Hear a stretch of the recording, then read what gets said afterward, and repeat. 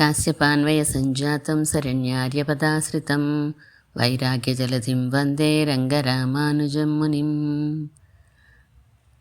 నీళాతుంగస్తనగిరితటీ సుప్తముద్బోధ్య కృష్ణం పారార్జ్యం స్వం శృతిశతశిరస్థితమజ్జాపయంతి స్వచిష్టాయాశ్రితనిగళితం యా బలాత్కృత్య భుంక్తే గోదా తస్యై నమ ఇదమిదం భూయ ఏవాస్తు భూయః.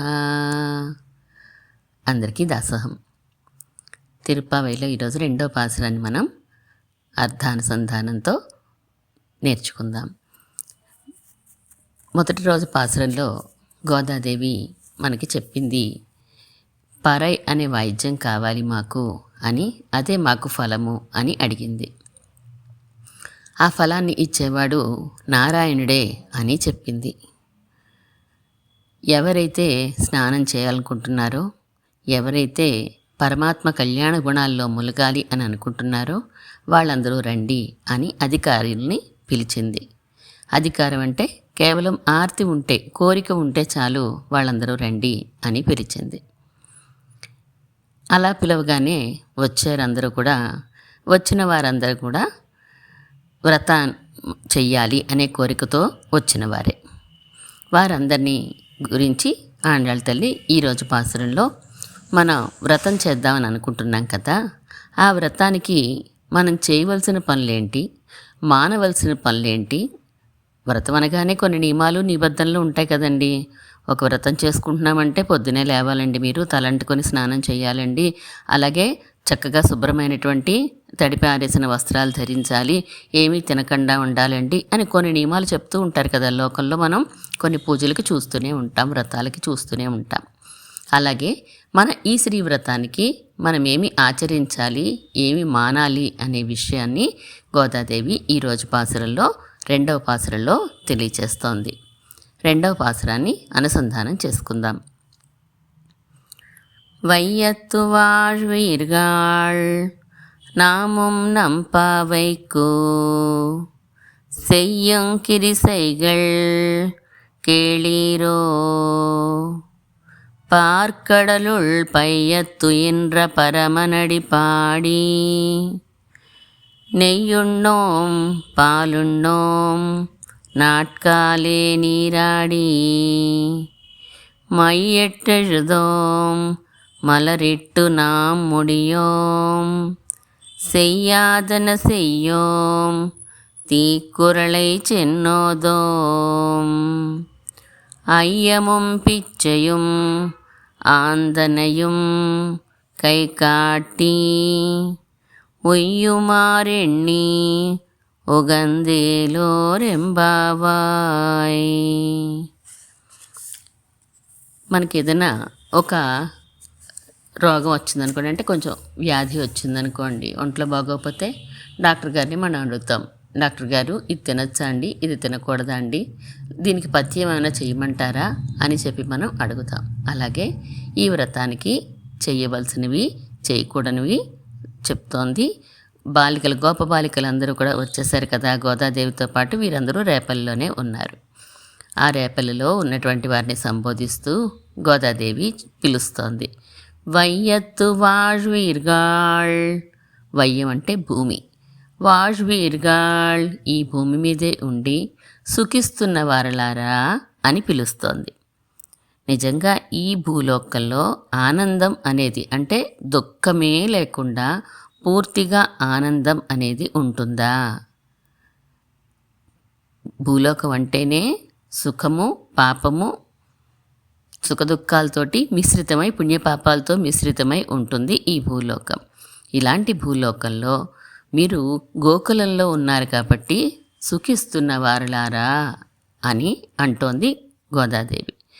గోకులంలో కృష్ణ పరమాత్మ వేయించేసి ఉన్నాడు. అందుకని ఆయనతో కలిసి ఉంటారు కాబట్టి అది సుఖమే, అది ఆనందమే.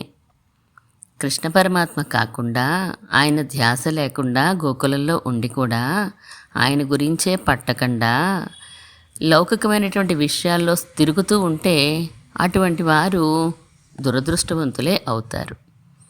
ఈ భూలోకంలో పుట్టి కృష్ణ పరమాత్మ ఉన్న కాలంలో పుట్టి కృష్ణ పరమాత్మని అనుభవించడానికి తగిన వయసులో ఉన్నవారే కృష్ణ పరమాత్మ అవతరించిన ఊర్లోనే ఉండడం అది భాగ్యమే కదండి. ఉదాహరణకి ఒక ఎగ్జాంపుల్ తీసుకుందాం మనం. శ్రీరంగ క్షేత్రంలోనే ఉన్నాడనుకోండి ఒక ఆయన. శ్రీరంగ క్షేత్రంలోనే ఉత్సవాలు జరుగుతున్నాయి, పెరిగి తిరునాళ్ళని ఇప్పుడు జరుగుతున్నాయి. అటువంటి ఉత్సవాల కోసం ఎక్కడెక్కడి నుంచో ప్రపంచం నలుమూల నుంచి కూడా భక్తులు వచ్చి ఆ ఉత్సవాల్ని సేవించుకుంటూ ఉంటారు.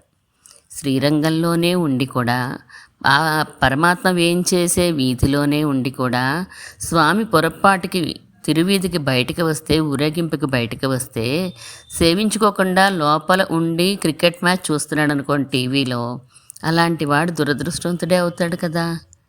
అయ్యో గుమ్మం దాకా వచ్చాడే, వచ్చి ఒక్కసారి దండం పెట్టుకుందాం అని అనిపించలేదు అతనికి. అది అతని భాగ్యం, అతని కర్మ. మనం ఏం చేయలేక, కర్మ అంటే పని అని అర్థం అండి, అంతే. అది అతని యొక్క దురదృష్టం, మనం ఏమి చేయలేం. అలా కాకుండా కృష్ణ పరమాత్మ ఉన్నటువంటి ఊర్లోనే ఉండి మీరు హాయిగా సుఖాన్ని అనుభవిస్తున్న ఓ భాగ్యవంతులారా అని అంటున్నాడు.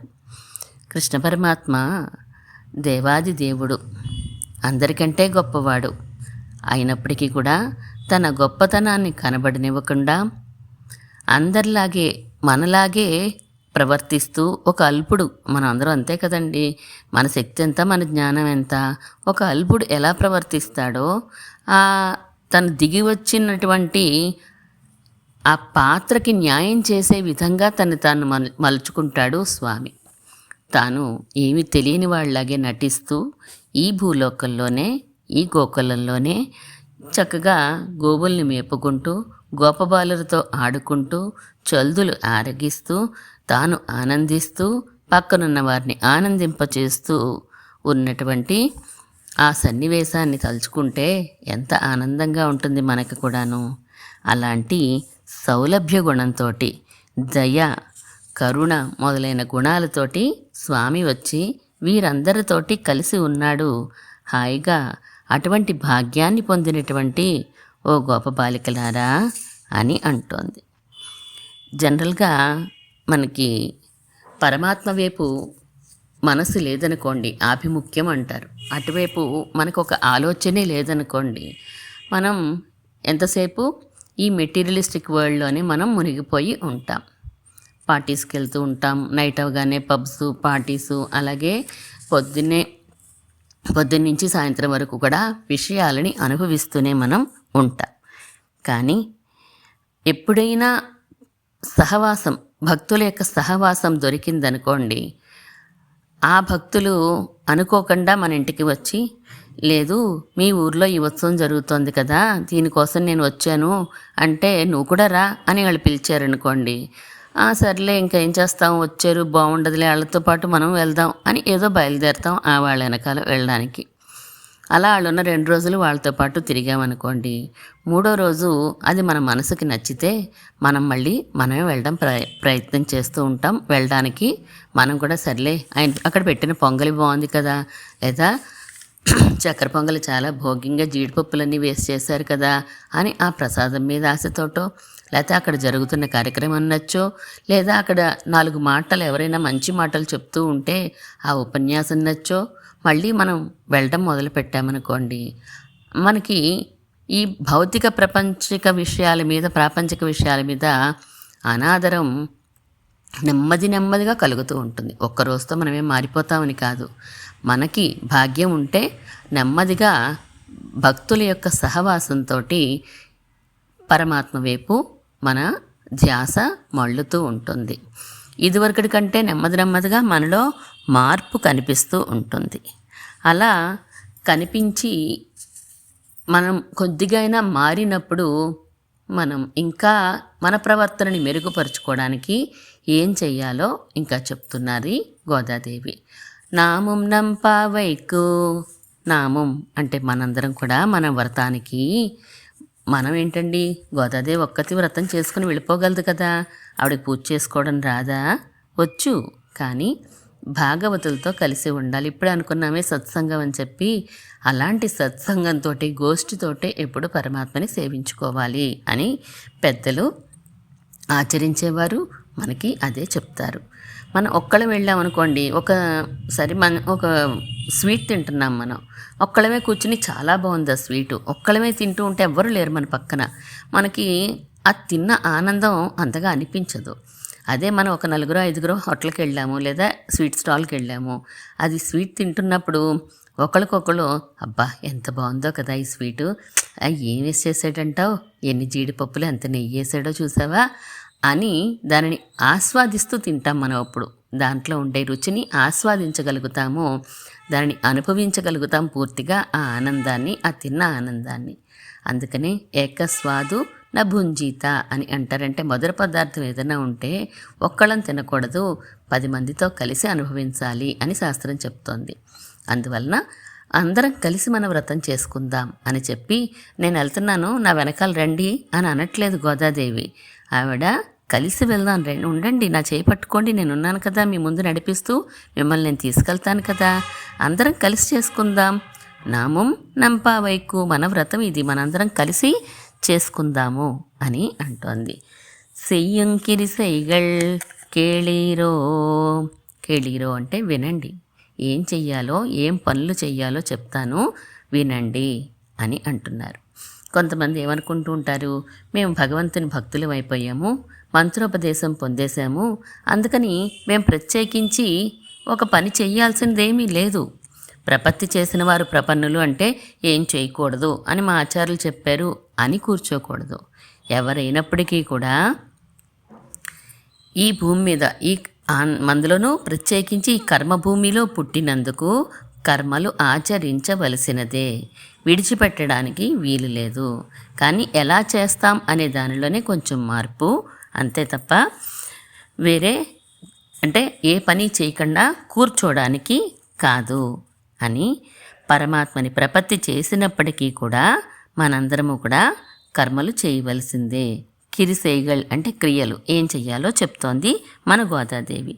కేళీరో వినండి అంటోంది. మనం ఒక వ్యక్తి గురించి మనకి ప్రేమ కలగాలనుకోండి, ఒక వ్యక్తి మీద మనకి ప్రేమ కలగాలనుకోండి, అప్పుడు అతను చేసినటువంటి మంచి పనులు మనకి విన్నామనుకోండి ఎవరి దగ్గరైనా, ఓకే ఇతను ఇటువంటి వాడా, ఇంత మంచి పనులు చేశాడా, ఇంత మంచి గుణాలు ఉన్నాయా ఇతనిలోనూ అని తెలుస్తుంది. అప్పుడు అతని మీద ఒక ప్రేమ కలుగుతుంది. లేదా అతను అన్ని చెడ్డ పనులే చేసినవాడు అనుకోండి, అతని మీద మనకి స్నేహాన్ని మనం తగ్గించుకుంటాం. ఎలా సాధ్యమైంది అంటే వినడం వలన, అతని గురించి వినడం వలన, మంచైనా చెడైనప్పటికీ కూడా విషయాలు వినడం వల్లనే మనం ఒక అభిప్రాయానికి రాగలిగాం, ప్రేమించడమా వదిలిపెట్టడమా అనేది. అలాగే భగవంతుని గురించి మనం తెలుసుకోవాలి, భగవంతుని మనం ప్రేమించగలగాలి అంటే ముందు ఆయన గురించిన మనం జ్ఞానం ఉండాలి కదా, మనకి 4 మంచి మాటలు వినాలి కదా ఆయన గురించి.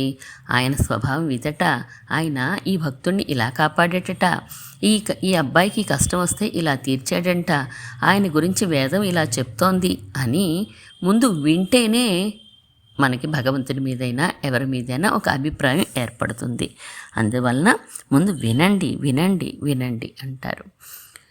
భక్తి కలగాలి అంటే స్టెప్స్ చెప్తారు కొన్ని.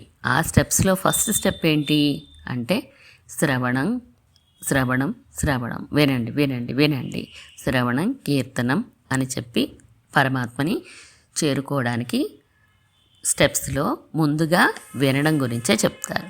వినకుండా, విషయాలు తెలియకుండా ఒక అభిప్రాయంలోకి మనం ఎలా వస్తాము? రాలేం కదా. ప్రేమ పెరగాలి అంటే మనకి తెలియాలి, ఆ వ్యక్తి గురించి తెలియాలి. దీన్నే మనకి పెద్దలు ఒక విషయం చెప్తారు.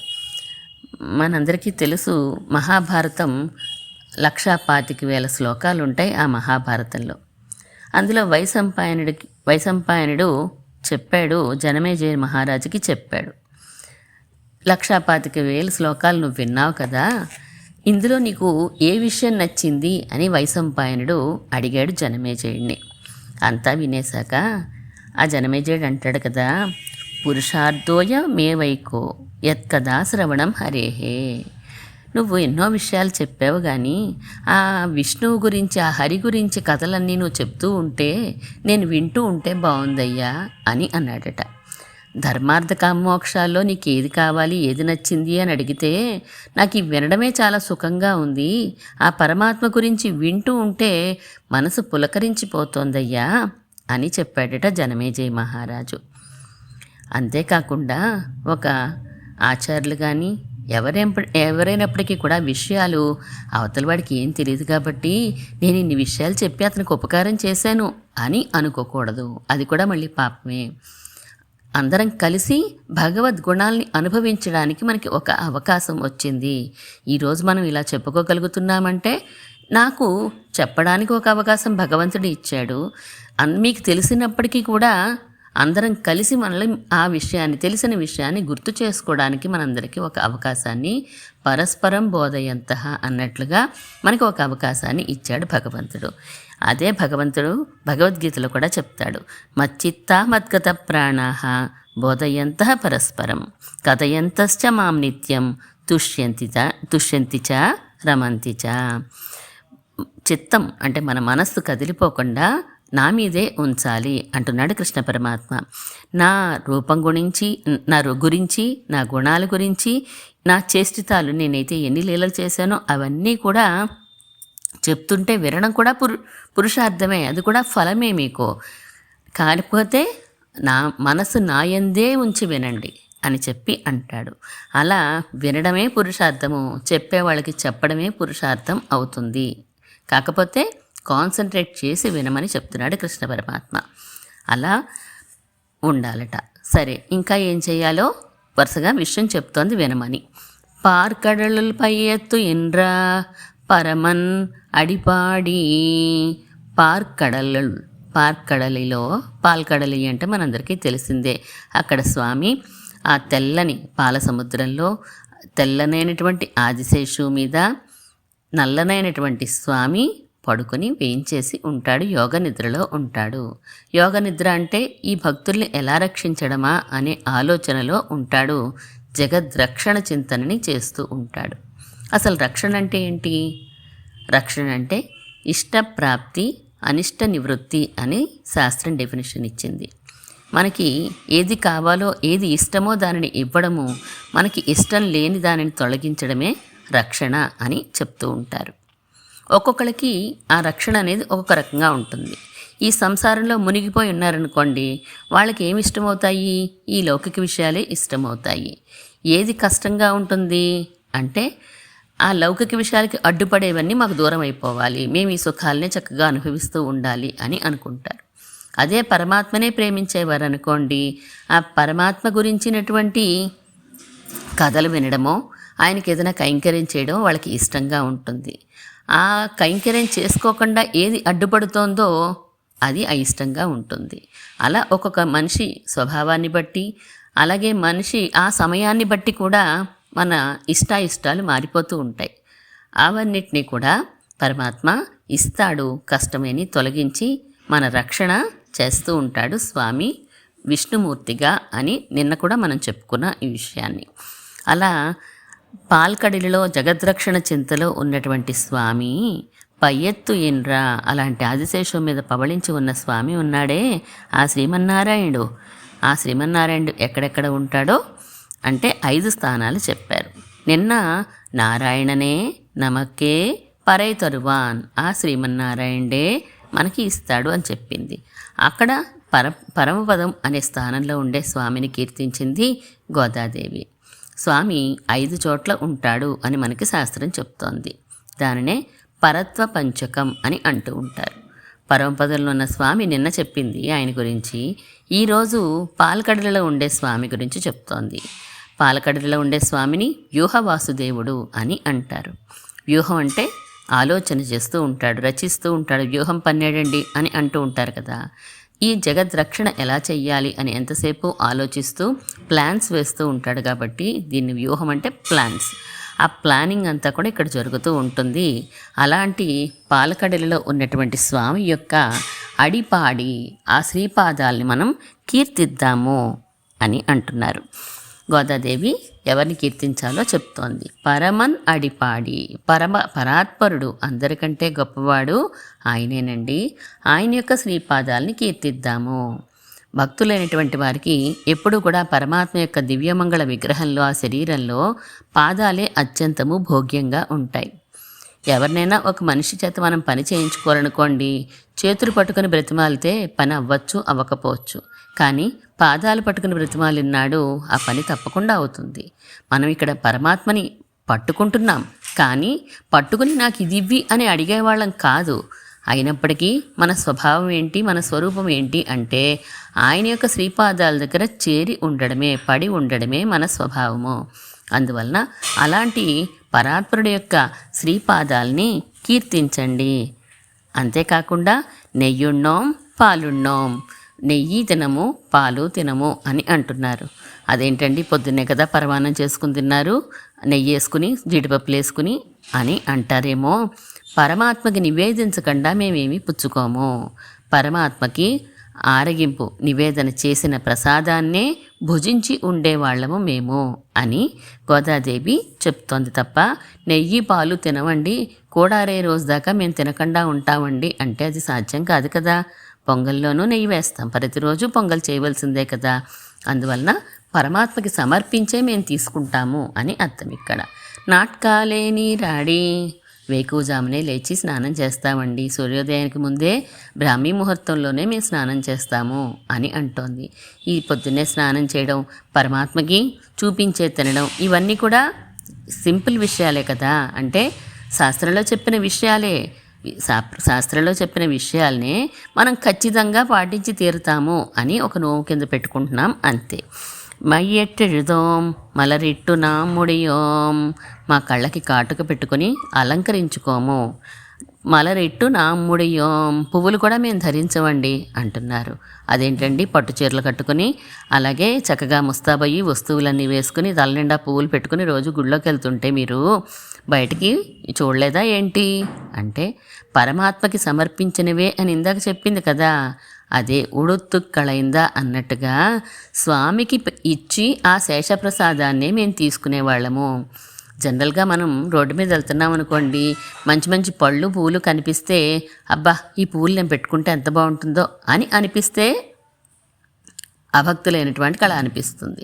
భక్తులకి ఏమనిపిస్తుంది, అబ్బో ఈ పూలు మన పెరుమాళ్ళు పెట్టుకుంటే ఎంత భోగ్యంగా ఉంటారో, లేదా ఈ పూలు మాల కట్టి నేను కోవెలకి తీసుకెళ్ళి పెరుమాళ్ళకి వేయిస్తాను అని అనిపిస్తుంది.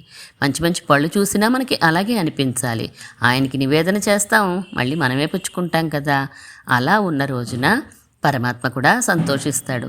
అబ్బో వీడు నాది నాకే ఇస్తున్నాడే అంటే, డబ్బులు మనమే పెట్టచ్చు, కానీ మనం సృష్టించి మనకి ఆ డబ్బు ఇచ్చింది కూడా పరమాత్మే కదా. అందుకని తల్లి పిల్లవాడు, ఇద్దరు చంటి పిల్లవాడు ఉన్నాడు అనుకోండి, ఆ పిల్లవాడు ఏదైనా తింటుంటే నాకో అని అన్నామనుకోండి, మనం తినము, ఉత్తినే సరదాగా అంటాం. ఆ పిల్లవాడు వెంటనే తిను అని ఇస్తే మనం ఎంత ఆనందపడతాం, వద్దులే నువ్వే తిను అంటాం. అలాగే స్వామి కూడా మనందరం చంటి పిల్లలమే కదా. అందుకని తనది తనకే ఇస్తే ఒక్కసారి నీదేనయ్యా కానీ నేనే అనుభవిస్తున్నాను అంటే చాలు, ఆయన ఆనందపడిపోతాడు.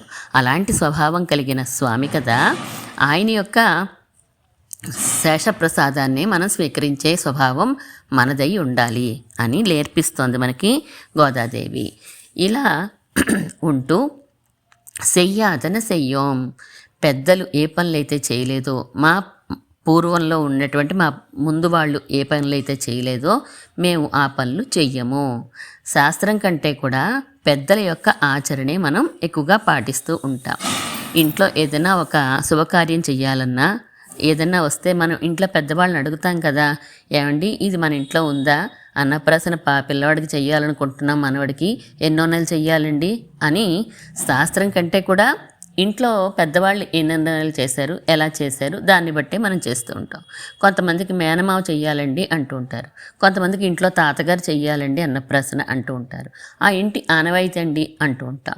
అంటే ఆ పెద్దలు ఏం చేశారో అదే మేము చేస్తాం తప్ప పెద్దల ప్రవర్తనని మీరి మేము ప్రవర్తించము అని, శిష్టాచారాన్ని బట్టే మేము నడుస్తాము అని చెప్తున్నారు.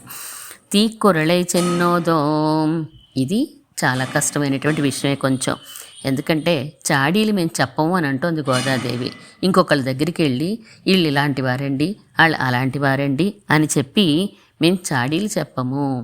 సీతాపిరాటి దగ్గర, సీతమ్మ వారి దగ్గర ఈ విషయం మనం నేర్చుకోవాలి అంటారు పెద్దలందరూ కూడా. లంకలో ఎన్నో బాధలు పెట్టారు రాక్షస స్త్రీలు. పాపం 10 నెలలు చాలా తర్జన భర్జన చేసేసారు. ఆమెని మాటలతో హింసించేసి మరీ చేశారు. అయినప్పటికీ కూడా ఏ రోజు కూడా ఆ రామచంద్రమూర్తి దగ్గరికి వచ్చాక ఎప్పుడు నేను లంకలో ఉన్నాను కదా, అప్పుడు నన్ను వాళ్ళు ఇలా బాధించారు, ఇన్ని మాటలు అన్నారు, నిన్ను చంపేస్తాం, నీ రక్తం తాగేస్తాం అని చెప్పి ఎన్నో రకాలుగా నన్ను హింసించారు అనే విషయం ఏ రోజు సీతమ్మ రామచంద్రమూర్తితో చెప్పలేదట. మనకి నిజంగా కష్టం వచ్చినప్పటికీ కూడా సీతమ్మ చెప్పలేదు. మనం ఏం చేస్తాం, ఉన్నవి లేనిపోనివి, మనవి అంటే మీలాంటి వాళ్ళు కాదండి, నాలాంటి వాళ్ళు. అది లోక సహజం. సత్వం, రజం, తమో 3 గుణాలు ఉంటాయనుకుంటున్నాం కదా.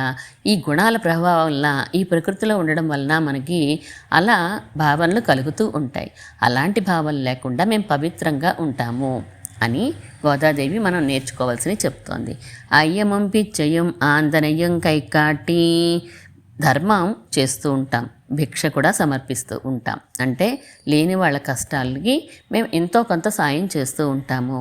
అలాగే ఆచార్యుల్ని సన్మానించుకుంటూ ఉంటాము, యోగ్యత కలిగిన వాళ్ళని సన్మానిస్తాము, ధర్మం అడిగే వాళ్ళకి ధర్మం చేస్తాము అని చెప్పి కైకాటి, చెయ్యి వెనక్కి తీసుకోం, మంచి పనులు చేయడానికి మేము వెనక్కి తీసుకోము అని. ఒయ్యుమారెణ్ణి ఉగందో ఏలో రెంబావాయ్. ఉజ్జీవించాలంటే ఏం చెయ్యాలి అనే విషయాన్ని తెలుసుకుని మేము తప్పకుండా అందులోనే ప్రవర్తిస్తాము. మన గోల్ ఏదో పెట్టుకుంటాం, మనం ఆ గోల్ని బట్టి ముందుకెళ్ళాలి అని మనం అనుకున్నాం కదా, అదే దానికి ఆ గోల్కి అనుగుణంగా ఉండే ప్రవర్తనే మేము అలవాటు చేసుకుంటాం తప్ప దానికి వ్యతిరేకంగా ఉండే ప్రవర్తన మాకు వద్దు అని గోదాదేవి మన గోల్ రీచ్ అవ్వడానికి ఏ విధంగా ముందుకు వెళ్ళాలో చెప్తోంది. ఏమున్నాయండి ఇందులో గోదాదేవి చెప్పిన ఏమైనా కష్టమైనవి ఏమైనా ఉన్నాయా? ప్రాక్టీస్ చేస్తే, అంటే శాస్త్రం చెప్పిన విషయాలే చెప్పింది, కాకపోతే నేను ఖచ్చితంగా ఈ నెల రోజులు ఇది పాటిస్తాను అని ఒక స్థిర నమ్మకాన్ని ఏర్పరచుకోండి అని చెప్తోంది. ఇంతే ఈ వ్రతానికి కావలసినవి, వదలవలసినవి చెప్పింది. పరమాత్మ తీసుకున్నయే, స్వీకరించినవే మేము ప్రసాదంగా స్వీకరిస్తాము.